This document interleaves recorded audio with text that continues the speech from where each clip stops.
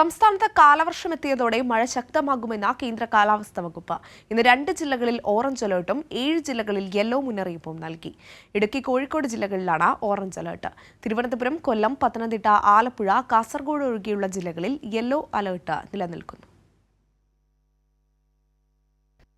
തെക്ക് കിഴക്കൻ അറബിക്കടലിൽ കേരള തീരത്തിനരികെ രൂപപ്പെട്ട ചക്രവാത ചുഴിയുടെയും കേരള തീരത്ത് നിലനിൽക്കുന്ന ശക്തമായ പടിഞ്ഞാറൻ കാറ്റിന്റെയും സ്വാധീനഫലമായി ജൂൺ 2 വരെ സംസ്ഥാനത്ത് ശക്തമായ മഴയ്ക്ക് സാധ്യതയെന്നാണ് കേന്ദ്ര കാലാവസ്ഥാ വകുപ്പിന്റെ പ്രവചനം. ഇടിമിന്നലോട് കൂടിയ മഴയ്ക്കൊപ്പം മണിക്കൂറിൽ 40 കിലോമീറ്റർ വരെ വേഗതയിൽ വീശിയേക്കാവുന്ന കാറ്റിനും സാധ്യതയുണ്ട്. പ്രതീക്ഷിച്ചതിലും നേരത്തെ കാലവർഷം എത്തിയതിനാൽ കൂടുതൽ മഴ ലഭിക്കുമെന്നാണ് പ്രവചനം. ഇതുവരെ 485 മില്ലിമീറ്റർ മഴയാണ് സംസ്ഥാനത്ത് ലഭിച്ചത്. കേരള തീരത്തും തെക്കൻ തമിഴ്നാട് തീരത്തും ഉയർന്ന തിരമാല ജാഗ്രതാ നിർദ്ദേശവും കടലാക്രമണ സാധ്യതയും നിലനിൽക്കുന്നുണ്ട്. ഈ സാഹചര്യത്തിൽ മത്സ്യബന്ധന വിലക്ക് തുടരുകയാണ്.